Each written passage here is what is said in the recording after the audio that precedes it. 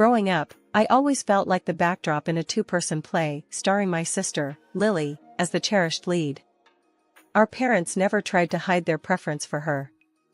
It was like living in a house where I was the guest, and Lily was the princess. From as early as I can remember, Lily got everything, the best dresses, the new toys, and most importantly, their attention. I got hand-me-downs, stuff from bargain bins, and the occasional nod that yes, I existed too. One evening, I was about 10, I remember sitting at the dinner table. Dad was going on about Lily's school project. "Look at this castle Lily made. Isn't it something?" Dad said, his eyes lighting up like Christmas trees as he held up a glitter-covered cardboard castle. Mom nodded, beaming at Lily. "It's beautiful, sweetheart. You're so talented." I had made a volcano that actually erupted, but it was sitting on the other end of the table, unnoticed. "Mine erupts," I muttered, but no one paid attention. Lily, with her bright green eyes sparkling, leaned over and whispered loud enough for only me to hear. "It's just baking soda and vinegar. Not a big deal." I clenched my fists under the table, feeling my face heat up. But I stayed quiet. Arguing with Lily only made things worse, because somehow, I always ended up being the bad guy. Grandma was the only one who saw through it all.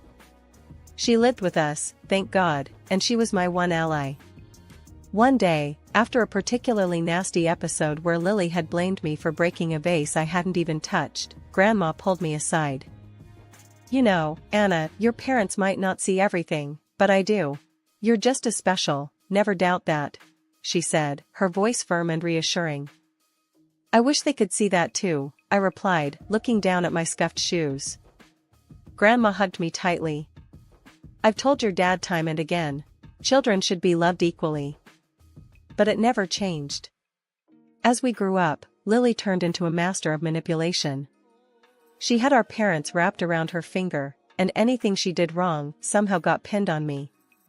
One day, I overheard her talking on the phone with a friend. "Anna is such a loser. She thinks Mom and Dad actually care about her. It's hilarious." I stormed into her room, furious. "Why do you have to be like this, Lily? What have I ever done to you?" She just smirked, her red hair like a halo of fire around her wicked grin. "Oh, Anna, don't be such a drama queen. Everyone knows I'm the good one here." I wanted to yell, to scream that she wasn't, that she was lying and cruel. But I knew better. It would just end in tears, mine. Instead, I walked away, my heart pounding, knowing I had to get out of this house as soon as I could. When high school ended, and I got into college, I was ready to leave and never look back. But my parents refused to pay for my tuition. They said it was because I wasn't serious enough about my future. Luckily, Grandma stepped in. She paid my fees, telling me to use this chance to build a life for myself, away from the shadow of my sister. College was like stepping into another world, one where no one knew about Lily or how I was always the second choice in my family. It felt like I could finally breathe, like I was shedding an old skin that never really fit me in the first place. The first person I met on campus was Carla, my roommate.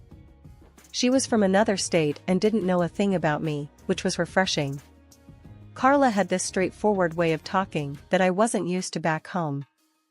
"Hey, I'm Carla. You're Anna, right? Let's make this room cool, okay?" she said as soon as I walked into our tiny dorm room, her words direct and devoid of any pretense. "Sure, sounds good to me," I replied, grateful for her easy demeanor. In those first few weeks, Carla showed me around, introducing me to her friends and pulling me into her social circle. I was hesitant at first, unsure how to act when no one expected me to fail or fade into the background. Hanging out with Carla and her friends, I realized they spoke their minds, no filters, no walking on eggshells. It was all straightforward and, honestly, kind of liberating. "Anna, you gotta loosen up. We're all here to have a good time, not judge each other," Carla said one night as we sat in the common room, surrounded by laughter and the smell of microwave popcorn. "I know, I'm just not used to this," I admitted, feeling a bit out of place, but welcome at the same time. Well, get used to it. You're with us now, she said with a wink. As the semester went on, I started joining study groups, attending class regularly, and really throwing myself into my marketing courses. My professors noticed. Miss Grant, your project was impressive. You have a knack for this, Professor Jacobs commented one day after class, handing back a paper I'd written with a high grade on it. Thank you, Professor. I really enjoyed working on it, I said, feeling a pride I hadn't known before. At the end of my first year, I got a summer internship at a local marketing firm. I was over the moon. I called Grandma to tell her the news. That's wonderful, Anna. I knew you could do it. Grandma's voice crackled over the phone, filled with genuine pride. Thanks, Grandma. I couldn't have done it without your help, I replied, feeling a lump in my throat. And you'll do even more. Just watch, she said, her confidence in me unshakable. By the time senior year rolled around, I was a different person. I had confidence, real friends, and a career path that excited me. College gave me the freedom to be who I wanted to be, away from the shadow of my family's expectations and Lily's manipulative antics.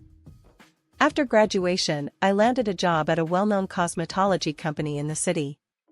But it wasn't just my career that was about to change, my personal life was on the brink of something entirely new. It all started at a city exhibition where different companies showcased their products. I was in charge of our company's booth, explaining the benefits of our latest skincare line to anyone who showed interest. Looks like you really know your stuff, a voice said from behind me. I turned around to see a tall guy with an easy smile watching me. Thanks. I try, I responded, brushing a loose strand of hair from my face. I'm Michael, he introduced himself, extending his hand.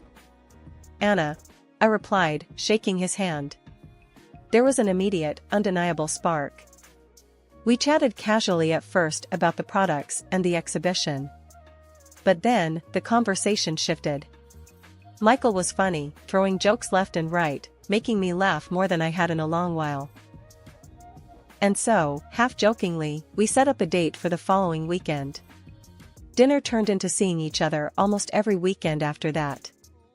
Michael was different. He listened when I talked, really listened. He cared about what I thought and felt, which was a new and wonderful experience for me.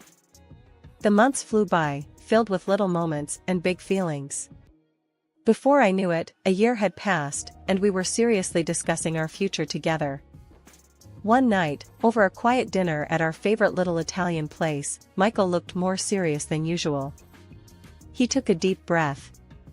Anna, how would you feel about making this official? Like, really official? I knew what he meant, but I needed to hear him say it. Are you asking what I think you're asking? I prompted him. Michael nodded, taking my hands in his. Marry me, Anna. Let's start our own story. Tears sprang to my eyes, not from sadness, but from a profound happiness that flooded through me. Yes, Michael, I'll marry you. Getting engaged to Michael was like a dream. I was over the moon, floating through my days with a goofy grin plastered on my face. But when it came to actually planning the wedding, reality hit hard and fast, especially when my family got involved. I remember calling my parents to tell them the news. Their response was lukewarm at best. That's nice, dear, Mom said, her voice strained. But are you sure about this? You know how these things can be rushed. I clenched my jaw, trying to keep my cool. Yes, Mom, I'm sure. Michael is great, and we're really happy together. Well, if you say so, she sighed, and then quickly changed the subject. The trouble really started when I went home to discuss the wedding plans. The air was thick with tension the minute I stepped into the house. Dad was the first to bring up the elephant in the room. You know, Lily should really help with the wedding. She has such good taste, Dad suggested, casting a meaningful glance at Mom. Lily, who'd been surprisingly quiet, suddenly lit up. Oh, absolutely. I'd love to help plan your wedding, Anna. I was suspicious. Lily and helping didn't usually go in the same sentence unless it benefited her directly. but before I could decline, Mom chimed in. It would be such a nice way to bond before the big day. And think about it, Anna, with your work schedule, do you really have the time to manage everything? Against my better judgment, I agreed. I was too busy, and maybe, just maybe, Lily had changed. How wrong I was. Weeks went by, and every time I called Lily to check on the progress, she reassured me with her sweetest voice. Everything's under control, sis. I booked the venue, and wait till you see the decorations I planned. 2 weeks before the wedding, I took a day off to see everything for myself. The venue was booked, all right, but that was about it. No caterer, no decorator, no nothing. It was a disaster waiting to happen. I called Lily, my voice shaking with anger.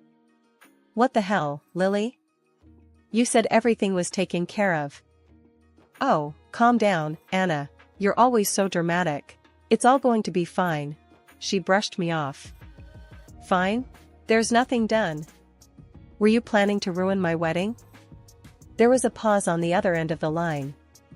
Then, in a voice dripping with feigned innocence, she said, I don't know what you're talking about. Everything will be ready, trust me. I hung up, fuming. No way I was going to let her mess this up. I called my friend Janet, who had an impressive experience with event planning. Janet, I'm in a bind. Can you help me salvage my wedding? Of course, Anna. Don't worry, we'll make sure your day is perfect. What's done is done. Let's fix this, Janet responded, her voice a lifeline in the chaos. With Janet's help, we started from scratch. It was a mad dash of booking, tasting, and organizing, but slowly things started coming together. The day before the wedding, I confronted Lily again. This time in person. She just shrugged. Look, I did what I could. If that's not enough for you, then maybe you're expecting too much, Lily said, her voice cool and detached. I expected my sister to have my back. Clearly, I was wrong, I replied, my voice steady, despite the anger boiling inside. Despite all the setbacks, the wedding day arrived, and it was everything I had hoped for and more. The venue looked beautiful, the food was delicious, and the music set the perfect mood. As I danced with Michael, feeling like the luckiest woman in the world, I almost forgot about the chaos Lily had tried to cause. Almost. But as the evening wore on, the inevitable couldn't be avoided. It was time for the speeches, and my heart sank as Lily stepped up to the microphone, her smile a little too sweet. Hello, everyone. Lily's voice was bright, carrying over the crowd. I just want to say how happy I am for Anna and Michael. Being the maid of honor and the wedding planner was such an honor. I could feel the anger bubbling up inside me. The lies were too much. She was taking credit for everything Janet and I had scrambled to fix. My hands clenched into fists under the table, but Michael squeezed my hand, giving me a look that said, let it go. But then Mom took the microphone from Lily, her eyes glistening with pride, for Lily, not for me. And we need to thank Lily for saving the day. We are so proud of how you stepped up. Anna, you should be grateful to have such a wonderful sister. That was it. I couldn't hold it in any longer. Actually, I started, my voice loud enough to draw every eye in the room to me. I stood, my chair scraping back sharply. I think there's been a misunderstanding. The room went silent, all chatter stopping as everyone waited for what I would say next. Lily didn't plan this, I said, my voice steady, despite the shaking in my legs.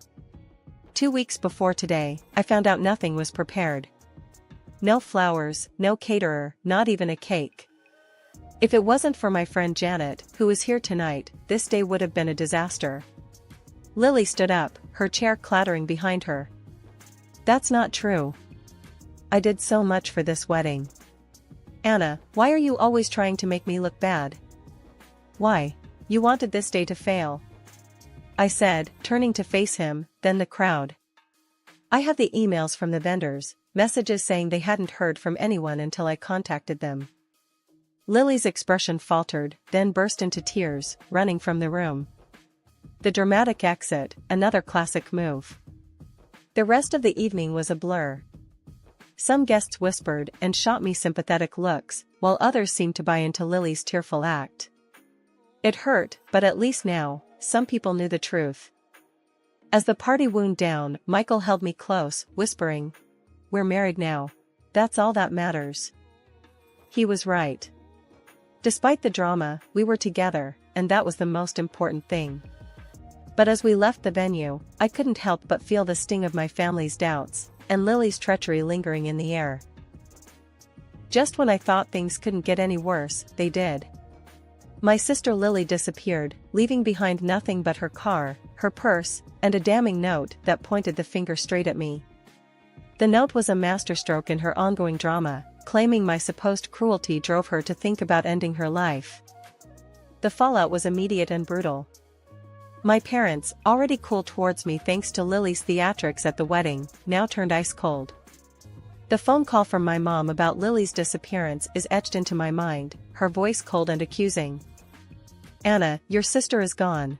She left a note, and she blames you. She said you've been cruel, that you pushed her to this," Mom said, each word like a dagger. "That's ridiculous. I haven't done anything to her. You know how she is, how she twists things," I shot back, my voice shaking with a mix of anger and despair. "Enough, Anna. Your sister is missing, possibly worse, and all you can think about is defending yourself," she snapped before hanging up. The accusations didn't stop there. Relatives, friends, even neighbors seemed to have read the script Lily left behind, all casting me as the villain in her twisted story. But the worst blow came from Grandma, the one person I thought I could always count on. When I went to see her, hoping for some support, she met me with a frosty gaze, her disappointment palpable. "Anna, I can't believe you. Your sister felt so tormented she had to run away.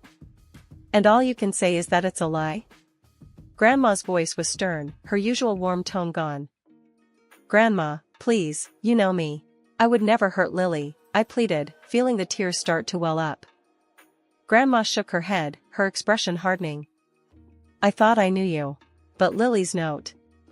Anna, she was clearly in a lot of pain. And no truth you wanted to prove is worth her life." "But it's not the truth," I protested, my voice rising in desperation. "I think it's best if you leave. I need to think about all this, about where we all went wrong," she said, turning away from me, signaling the conversation was over. Walking away from Grandma's house that day felt like leaving my last safe haven. Betrayed and isolated, the weight of the entire situation bore down on me, crushing. As the days turned into weeks, with no word from Lily, the strain started to show in every aspect of my life. Michael tried to be supportive, but the constant stress was a wedge between us. "Anna, maybe it's time to just let it go. Maybe stop trying to defend yourself and just move on," Michael suggested one evening, his voice weary. "How can I move on? My own family thinks I'm a monster. How do we just live with that?" I snapped, frustration boiling over. I felt utterly alone, surrounded by people who either believed the worst about me or didn't know how to help. And with Lily gone, the narrative she crafted seemed to solidify into an undeniable truth in the eyes of everyone around me. With each passing day adding weight to the loneliness I felt. Michael, the one person I believed would always be by my side, had grown distant. His frequent business trips to another city only widened the chasm between us. It wasn't just emotional distance, something tangible had shifted, and the receipt I found one afternoon was the grim proof. Stuffed carelessly between the pages of a magazine on our coffee table was a receipt for women's clothing, expensive clothing, the kind you buy when you want to impress someone. The kind you don't buy for your wife and then forget to mention. At first, denial took over. There must be some explanation, a surprise maybe? But the cold, hard doubt crept in, gnawing at me. After everything with Lily and the family, this felt like another bitter betrayal. I needed answers. I hired a private detective. It felt so cliché, like something out of a bad movie, but what other options did I have? I gave him all the details, Michael's travel schedule, the receipt, everything. He called a couple of weeks later. "I have the results of the investigation," he said, his voice neutral. I'll drop off the full report and the photos tomorrow. It's best if you see everything for yourself. The next day, armed with the report and a sealed envelope of photos, I felt like I was on the verge of a breakdown. But there was one thing I needed to do before confronting Michael. I needed to talk to Grandma. Grandma looked frail, her illness having taken a visible toll on her. But when she saw me, there was a flicker of something in her eyes: surprise, confusion, maybe a hint of relief. "Anna, what are you doing here?" she asked, her voice weaker than I remembered. "I needed to see you," I said, stepping inside, feeling the weight of the envelope in my hand. We sat in her living room, the air thick with unsaid words. I handed her the envelope, watching her hands tremble slightly as she opened it and pulled out the photos. I watched her face as she looked at each photo, her expression shifting from confusion to shock to sadness. Then she looked up at me, tears in her eyes. "Oh, Anna. I had no idea," she whispered, the realization dawning on her. "Grandma, I know things have been awful between us. I know you felt I pushed Lily away, but these show a different story," I said, my voice steady despite the turmoil inside. She reached out, her hand gripping mine tightly. "I was wrong, Anna. I'm so sorry. Your sister, she deceived me too, not just you." Grandma passed away quietly 2 weeks after our last conversation, and we gathered at her house for her will reading. The air was heavy with the scent of old books and faint floral perfume, a smell that always reminded me of Grandma. I sat there, my hands folded in my lap, steeling myself for what was to come. Then the door swung open dramatically, and there she was, Lily, her red hair just as fiery as I remembered, her smirk as smug as ever. The room erupted.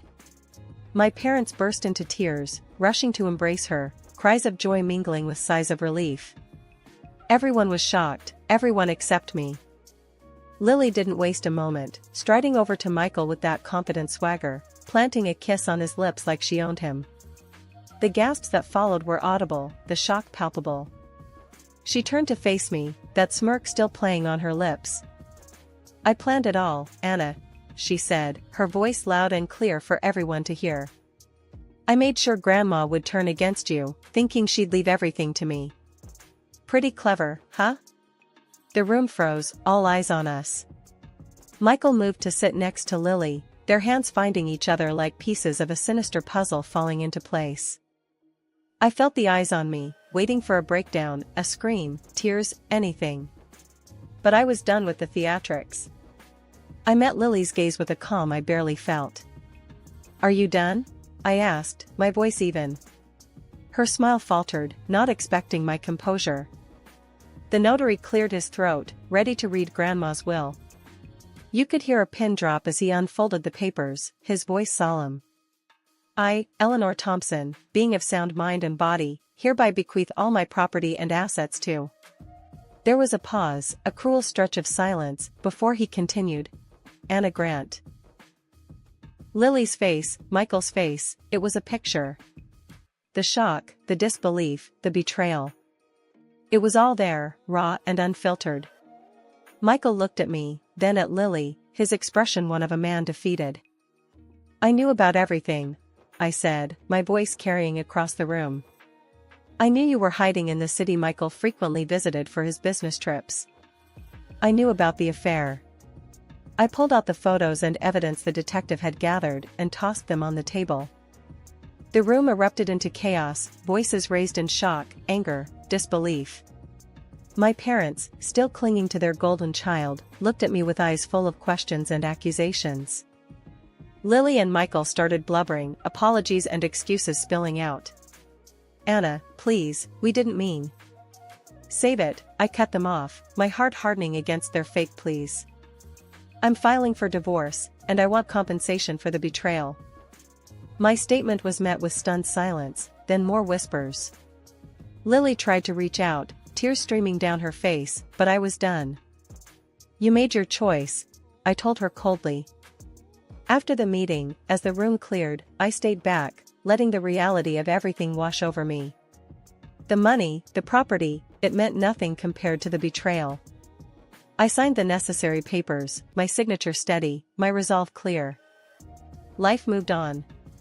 I settled the divorce, received the compensation, and started rebuilding my life, piece by piece.